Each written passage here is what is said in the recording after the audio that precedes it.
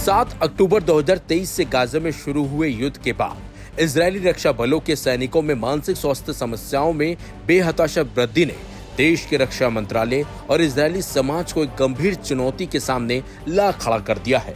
Israel के वाईनेट news की एक रिपोर्ट के मुताबिक 10,000 से ज्यादा सैनिक वर्तमान में युद्ध से संबंधित मानसिक स्वास्थ्य समस्याओं के लिए इलाज ले रहे हैं और यह संख्या अगले कुछ सालों में गंभीर रूप से बढ़ने की आशंका है। मानसिक स्वास्थ्य संगठन की गंभीरता। रक्षा मंत्रालय के पुनर्वास विभाग के नए आंकड़ों के मुताबिक 18,500 सैनिकों ने युद्ध शुरू होने के बाद से उपचार के लिए संपर्क किया है, जिनमें से 3,769 को आधिकारिक तौर पर पोस्ट ट्रॉमेटिक स्ट्रेस डिसऑर्डर का निदान किया गया है। इसके अलावा लगभग 9,000 अन्य सैनिक PTSD की मान्यता की प्रक्रिया में हैं।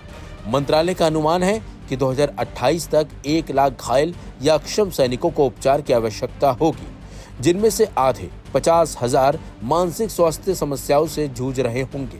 यह स्थिति पिछले किसी भी इजरायली युद्ध की तुलना में कहीं अधिक गंभीर है।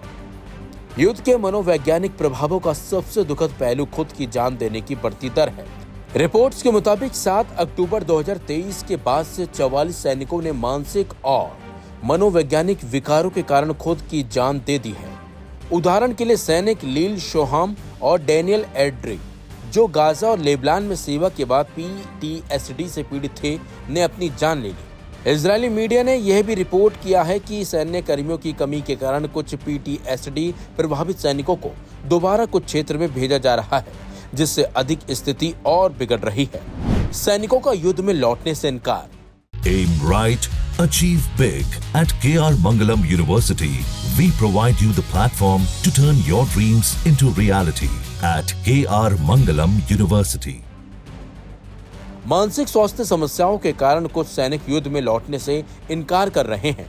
सैनिक मनोवैज्ञानिक आघात का हवाला दे रहे हैं, लेकिन सेना ने दावा किया है कि मानसिक स्वास्थ्य मूल्यांकन के बाद उन्हें युद्ध के लिए उपयुक्त पाया गया था। यह स्थिति सैन्य अनुशासन और मानसिक स्वास्थ्य के बीच बढ़ते तनाव को दर्शाती है। संसाधनों की कमी और उपचार की चुनौतियां। रक्षा मंत्रालय ने इस संकट से निपटने के लिए कई कदम उठाए हैं, लेकिन संसाधनों की कमी एक बड़ी बाधा है।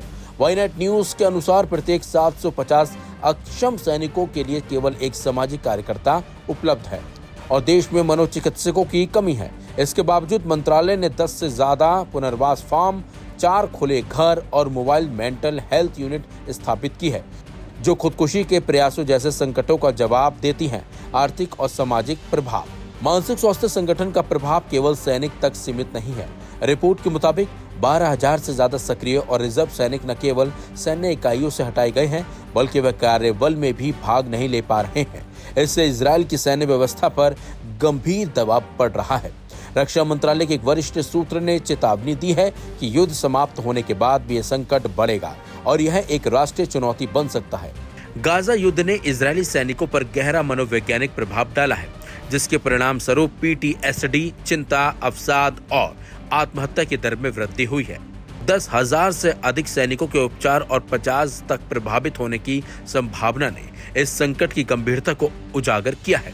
रक्षा मंत्रालय और समाज के लिए ये एक जटिल चुनौती है, जिसके समाधान के लिए तत्काल और दीर्घकालिक प्रयासों की आवश्यकता है।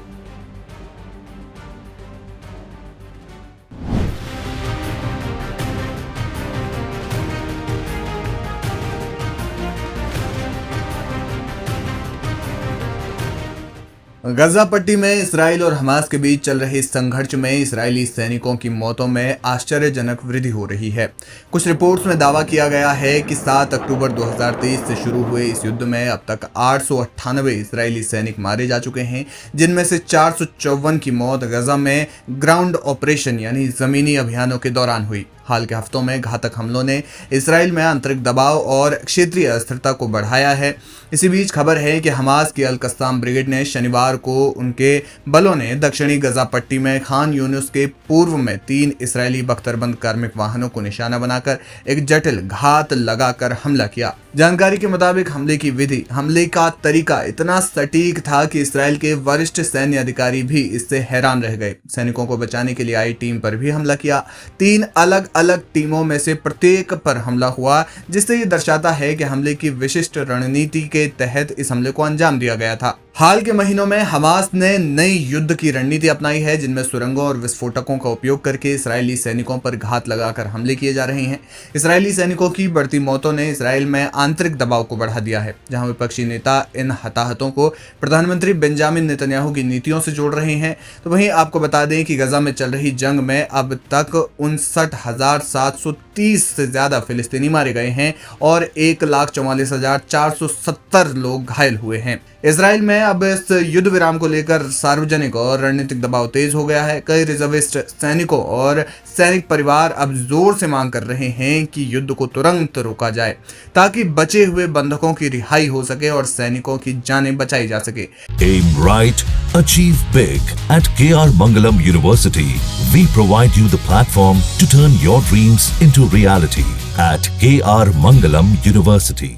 इसके बावजूद प्रधानमंत्री नेतन्याहू की दक्षिणपंथी सरकार अभी भी हमास की पूर्ण निपटान और हथियार समर्पण की शर्त पर जोर दे रही है। गजा में अभी भी अव्यवस्था फैली हुई है, जहां 90,000 से ज्यादा महिलाएं और बच्चे कुपोषण की वजह से गंभीर संकट में हैं।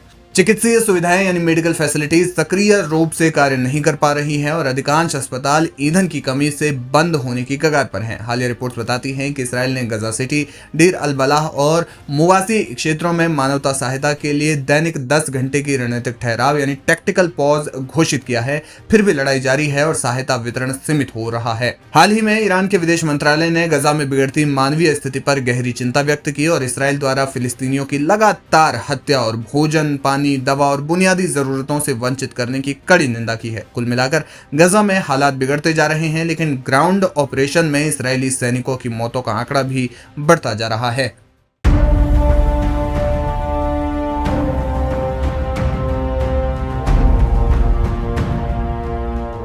इक्कीस महीने से जारी इजरायली हमले और मानवीय संकट के बीच गाजा के लाखों लोग भूख से तड़प रहे हैं। बच्चे दम तोड़ रहे हैं, माएं सूखी निगाहों से आसमान ताक रही हैं। लेकिन दुनिया अब भी भुखमरी घोषित करने से कतरा रही है।